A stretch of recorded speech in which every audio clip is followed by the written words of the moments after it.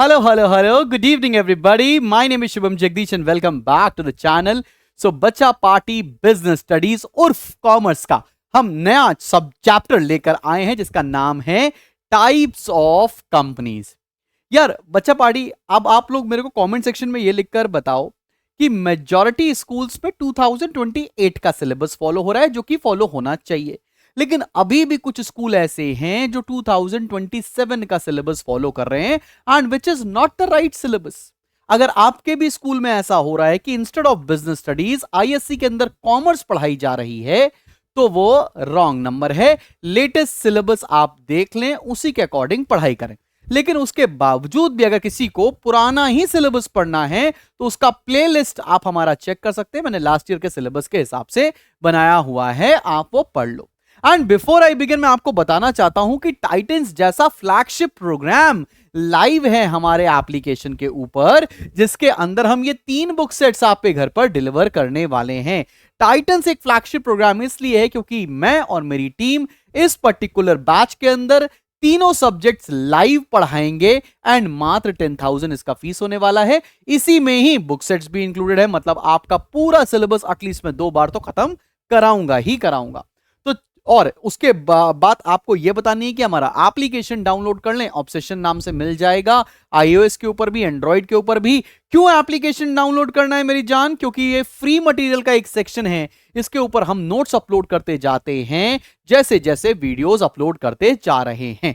बात समझ में आई क्यों आपको डाउनलोड करना है हमारा एप्लीकेशन? तो चलें शुरू किया जाए आज का चैप्टर। चलिए शुरू करते हैं। अब बाबूजी, ये प्राइवेट कंपनी किसका नाम है? प्राइवेट कंपनी जो होती है ना, जैसे हमारी obsession ओबीजी adventures private limited company है। प्राइवेट लिमिटेड कंपनी जो होती है वो ना शेयर मार्केट में लिस्टेड नहीं होती है। मतलब जब भी इनको पैसों की आवश्यकता होगी तो ये अपने रिलेटिव से लोन लेकर या बैंक से लोन लेकर या जितने भी इनके डायरेक्टर्स हैं वो अपना पैसा लगा सकते हैं। इसका एग्जांपल मैंने बताया, ये हमारी बिल्डिंग ऑब्सेशन, ठीक है ना। तो और पब्लिक लिमिटेड कंपनी कौन सी होती है? जो शेयर मार्केट में लिस्टेड होती है। पब्लिक लिमिटेड कंपनी का मतलब ये नहीं कि वो सरकारी कंपनी है। पब्लिक लिमिटेड कंपनी का मतलब है जो शेयर मार्केट में लिस्टेड है, जिसके शेयर्स मार्केट में खरीदे बेचे जाते हैं। ये बेसिक सा डिफरेंस आपको अपनी नजरों में बिठाकर रखना पड़ेगा। आओ, अच्छा मेरे को बेटा एक और चीज बताना कि आपके हाफ ईयरली मोस्ट प्रोबेबली सितंबर में शेड्यूल्ड होंगे। कितना सिलेबस आ रहा है सो दैट मैं आपके हाफ ईयरली का सिलेबस बिफोर सितंबर कंप्लीट करा सकूं। आओ बेटा जी देखते हैं। It means a company which has a minimum paid up capital of 1 lakh rupees. मतलब इसमें कैपिटल जो मिनिमम पेड अप होनी चाहिए वो 1 लाख रुपए होनी चाहिए, और such higher paid up capital as may be prescribed which by its articles of association. Articles of association एक डॉक्यूमेंट होता है जो रजिस्ट्रेशन करते समय जरूरी होता है। आप मिनिमम 1 लाख रुपए से या 1 लाख से ज्यादा से आप कैपिटल लगाकर ये प्राइवेट लिमिटेड कंपनी स्टार्ट कर सकते हैं। आगे बढ़ो। It restricts the rights of its members to transfer shares if any. मतलब एक मेंबर दूसरे को अपना शेयर ट्रांसफर कर नहीं सकता, इसके ऊपर रिस्ट्रिक्शंस लगे होते हैं। Except in case of 1 person company limiting the number of its members to 200, excluding members who are or were in the employment of the company. अभी 1 पर्सन कंपनी का केस तो हटा देते हैं, लेकिन उसके अलावा क्या है? Except in case of 1 person company limiting the number of its members to 200, 200 लोग हो सकते हैं, excluding members who are or working in as an employment, और वो लोग जो नौकरी में कर रहे हैं उसको अलग हटा दो। प्रोहिबिट्स, अब देखो 1 पर्सन कंपनी में सिर्फ 1 लोग हैं, 1 ही लोग हो सकते हैं, और मैक्सिमम प्राइवेट लिमिटेड कंपनी में कितने लोग हो सकते हैं? 200 लोग हो सकते हैं।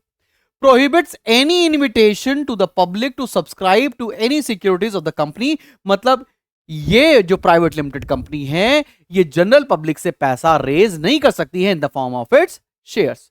It prohibits any invitation or acceptance of deposits from the people other than their members, directors or relatives. ये किसी और से पैसा रेज नहीं कर सकते हैं, बस अगर ये पैसा ले सकते हैं तो अपने मेंबर्स से, डायरेक्टर से या रिलेटिव से। क्या बात समझ में आ रही है बच्चा पार्टी? अब पब्लिक लिमिटेड कंपनी क्या होती है? पब्लिक लिमिटेड का, अच्छा प्राइवेट लिमिटेड कंपनी में ना ऐसे लिखा जाता है प्राइवेट लिमिटेड, और पब्लिक लिमिटेड में क्या लिखा होता है पता है? सिर्फ टर्म होता है लिमिटेड। पब्लिक लिमिटेड का आसान भाषा में शब्द क्या है? जो शेयर मार्केट में लिस्टेड है, ठीक है ना। अब जैसे कि फर्ज करो ऑब्सेशन एक कंपनी है जो कि प्राइवेट लिमिटेड कंपनी है, जो शेयर मार्केट में लिस्टेड नहीं है। लेकिन वेयर एज फिजिक्स वाला एक कंपनी है जो शेयर मार्केट में अभी अभी लिस्ट हुई है, तो वो एक पब्लिक लिमिटेड कंपनी हो गई। बात समझ में आ रही है? Public company is a company which is not a private company, वो कंपनी जो प्राइवेट नहीं है। Has a minimum paid up capital of 5 lakh, minimum 5 lakh की कैपिटल होनी चाहिए और उससे ज्यादा भी हो सकती है। Is a private company that operates as a subsidiary of a company which is not a private company. और एक और बात समझना, does a public company is one, बहुत इंपॉर्टेंट बात है, does not restrict the transfer of its shares, एक member का शेयर दूसरे के नाम पर ट्रांसफर होता है, मतलब शेयर्स खरीदे बेचे जा सकते हैं। does not limit the number of members, जैसे प्राइवेट लिमिटेड में 200 मेंबर्स हो सकते हैं, पब्लिक लिमिटेड में अनलिमिटेड मेंबर्स हो सकते हैं। Can invite the public to subscribe to its shares and debentures, ये शेयर मार्केट के अंदर अपने शेयर्स और डिबेंचर्स को सेल कर सकते हैं। And can invite or accept deposit from the public, ये आम जनता से पैसा डिपॉजिट के रूप में ले सकते हैं, which is again a very very important point. तो सबको समझ में आया है? कोई भी 3-4 पॉइंट प्रिपेयर कर लोगे बन जाएगा। अब डिफरेंस तुमको पढ़ना बहुत जरूरी है, बिकॉज डिफरेंस आपको पेपर में पूछा जा सकता है। ठीक है, आओ जरा एक एक करके सारा डिफरेंस देखते हैं। सबसे पहले आते हैं नंबर ऑफ मेंबर्स में। अब private company can be registered with 2 members, मतलब मिनिमम कितने लोग चाहिए? 2। While public limited company have at least 7 members, public limited को कितने चाहिए? 7 लोग चाहिए। अब private company can not have more than 200 members, private company में 200 लोग से ज्यादा नहीं हो सकते, लेकिन पब्लिक लिमिटेड में ऐसा कोई भी नंबर नहीं है, जितने भी चाहें उतने मेंबर्स हो सकते हैं। इन्विटेशन टू द पब्लिक, मतलब जनरल पब्लिक से ये पैसा ले सकते हैं क्या? तो इसका जवाब है private company can not invite the public by issue of prospectus to subscribe its shares capital, मतलब इनके शेयर्स जनरल पब्लिक सब्सक्राइब नहीं कर सकती। On the other hand public company is free to invite public to subscribe to its share capital. However, it is under no legal binding to invite public to subscribe for its shares or debentures. Private limited company shares issue नहीं कर सकती market में, public limited कर सकती है, लेकिन जरूरी नहीं कि पब्लिक लिमिटेड भी करे, लेकिन पब्लिक लिमिटेड शेयर्स इशू कर सकती है मार्केट में। हाँ, ये शेयर्स ले लो, शेयर्स वही वाली बात है। आगे बढ़ते हैं, ट्रांसफरेबिलिटी ऑफ शेयर्स। मान लो टाटा मोटर्स का शेयर्स कुछ दिन मेरे पास था, मैंने उठाकर किसी और को बेच दिया, मतलब पब्लिक लिमिटेड कंपनी में तो शेयर ट्रांसफर हो सकते हैं, लेकिन प्राइवेट लिमिटेड में ऐसा नहीं होगा। There is restriction on the transfer of shares in a private limited company, but the shares of public limited company are freely transferable. बात समझ में आ रही है? अगला क्या है? कमेंसमेंट ऑफ बिजनेस, कौन कब बिजनेस स्टार्ट कर सकता है? देखो बेटा, अ private company can start it's business immediately after incorporation, जैसे ही इन सर्टिफिकेट ऑफ इनकॉर्पोरेशन मिलता है प्राइवेट लिमिटेड कंपनी अपना धंधा शुरू कर सकती है। लेकिन पब्लिक लिमिटेड कंपनी को कौन सा सर्टिफिकेट चाहिए? Certificate of commencement of business. Private limited company incorporation के सर्टिफिकेट को मिलने के बाद धंधा स्टार्ट कर सकती है, लेकिन पब्लिक लिमिटेड कंपनी कब बिजनेस स्टार्ट करेगी? जब उसको certificate of commencement of business मिलेगा। समझ में आ रही है बात? अब बढ़ते हैं आर्टिकल्स ऑफ एसोसिएशन के ऊपर। Private limited company must prepare and file its own articles of association, but a public limited company may adopt the model articles given in the Companies Act. Private limited company को खुद का articles of association बनाना पड़ता है। Public limited company जो पहले से articles present हैं, same उसको कॉपी कर सकते हैं। आगे बढ़ते हैं, exemptions and privileges. A private company enjoys several privileges. It is not required to hold a statutory meeting or file a statutory report. मतलब पेपर वर्क प्राइवेट लिमिटेड में कम होता है। It is free from restrictions on allotment of shares, appointment and remuneration of directors, issue of rights, publicity of accounts, kinds of shares, inter company investments, loans to directors, voting by interested directors etcetera. Private limited company के अंदर ना बहुत minimum restrictions होते हैं कि आप किससे पैसा ले रहे हैं, कौन डायरेक्टर है, डायरेक्टर की सैलरी कितनी होनी चाहिए, आपको अपने अकाउंट्स प्रेजेंट करने पड़ेंगे क्या, ऐसा रिस्ट्रिक्शन नहीं है, आपको करने की जरूरत नहीं है। लेकिन पब्लिक लिमिटेड कंपनी में no such privileges are available to public limited company, because public limited company के शेयर्स मार्केट में लिस्टेड है, आम जनता का पैसा उस कंपनी में लग रहा है, तो उनको ट्रांसपेरेंसी रखना बहुत जरूरी है, सारे डॉक्यूमेंट्स प्रेजेंट करने पड़ेंगे और बहुत सारा paper work public limited company को करना पड़ता है। आगे बढ़ते हैं, number of directors, there must be at least 2 directors in a private company. हमारे देश में डायरेक्टर्स की फोटो लगी है आपको। And at least 3 directors in a public limited company. Private company में 2 डायरेक्टर्स और पब्लिक लिमिटेड में 3। आगे बढ़े, कोरम की बात करते हैं। Presence of 2 members is an adequate quorum for the general meeting of a private company. Private company को मीटिंग करनी है तो 2 मेंबर से काम चल जाएगा, लेकिन for the general meeting of a public company presence of 5 members is essential as the quorum. Quorum जो ग्रुप बनता है, 2 लोग में काम बन जाएगा प्राइवेट के अंदर, पब्लिक के अंदर ऐसे 5 मेंबर्स की आवश्यकता लगेगी। आगे बढ़ते index of members. A private company is not required to maintain a separate index of its members. A public limited company must maintain an index if it has more than 50 members. भाई private limited को तो index maintain ही नहीं करना पड़ता कि कितने members हैं, public limited को मेंटेन करना पड़ेगा अगर उसके पास 50 मेंबर से ज्यादा हैं। आगे बढ़ते मिनिमम कैपिटल प्राइवेट में चाहिए मिनिमम कैपिटल 1 लाख की, और पब्लिक लिमिटेड में चाहिए मिनिमम कैपिटल 5 लाख की, जिसको हम लोग अभी ऑलरेडी पढ़ते हुए आ रहे हैं। यही डिफरेंस मैंने यहां पर मेंशन कर रखा है, जो आप इजीली रन थ्रू कर सकते हैं। ये नोट्स जरूर डाउनलोड कर लीजिएगा, हमारे फ्री स्टडी मटेरियल सेक्शन के अंदर मैंने सारी बातें जो मैंने पढ़ाई हैं टैब्यूलर फॉर्मेट में भी लिख दी हैं। लेकिन अब आप ये याद रखना कि जब भी आप पेपर में जाना तो डिफरेंस हमेशा टैब्यूलर फॉर्मेट में ही लिखकर आएंगे, बेसिस का होना अनिवार्य है। चले आगे बढ़े, ग्लोबल एंटरप्राइजेस के बारे में बात करें। अब ये ग्लोबल एंटरप्राइजेस क्या होते हैं मेरी जान? It means a company which owns and controls production and service facilities in several countries. It is also called an international corporation or transactional corporation. It operates in several countries, मतलब वो business जो बहुत सारी countries में फैला हुआ है उसको हम लोग ग्लोबल एंटरप्राइज कहेंगे। जैसे माइक्रोसॉफ्ट बहुत सारी कंट्रीज में बिजनेस करता है, इसलिए माइक्रोसॉफ्ट एक ग्लोबल एंटरप्राइज है। रिलायंस बहुत सारी कंट्रीज में बिजनेस करता है, इसलिए रिलायंस एक ग्लोबल एंटरप्राइज है। क्या बात समझ में आ रही है?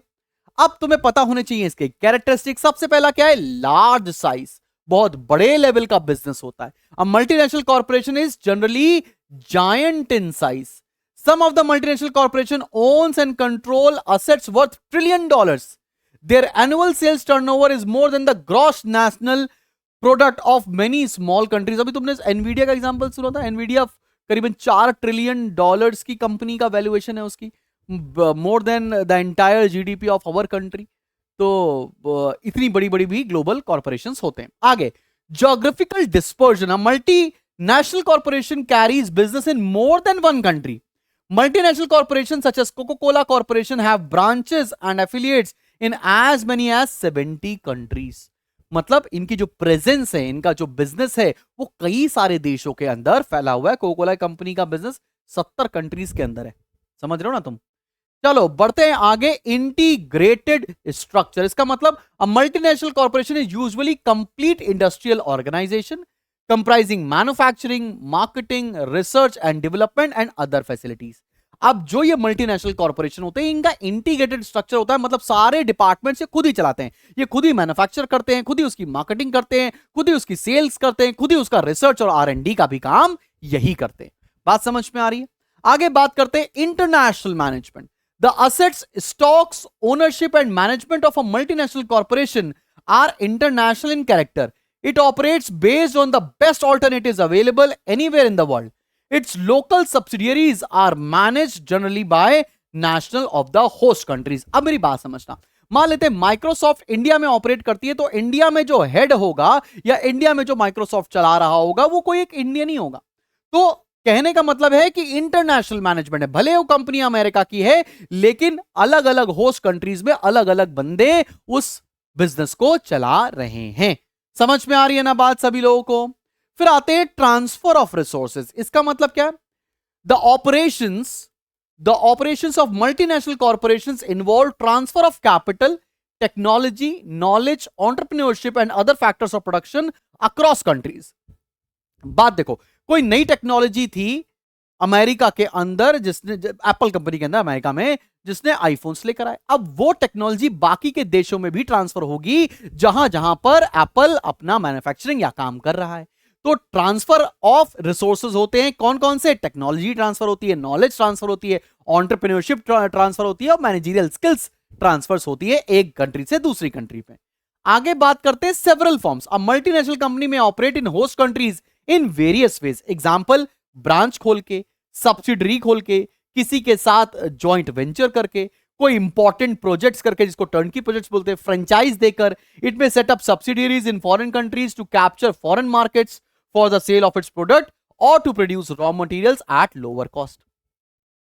जैसे कि अगर तुम्हें याद हो कि सुजुकी कंपनी इंडिया के अंदर आई तो इंडिया में उसने जॉइंट वेंचर कर लिया मारुति के साथ, तो मारुति सुजुकी बोला जाने लगा। अब हालांकि वो वेंचर अलग हो चुका है, तो दूसरी कंट्री में हम जाकर या तो पूरा ही बिजनेस सेटअप कर लें, या किसी के साथ जॉइंट वेंचर कर लें, या फ्रेंचाइज दे दें, किसी भी तरह करके हम बिजनेस चला सकते हैं।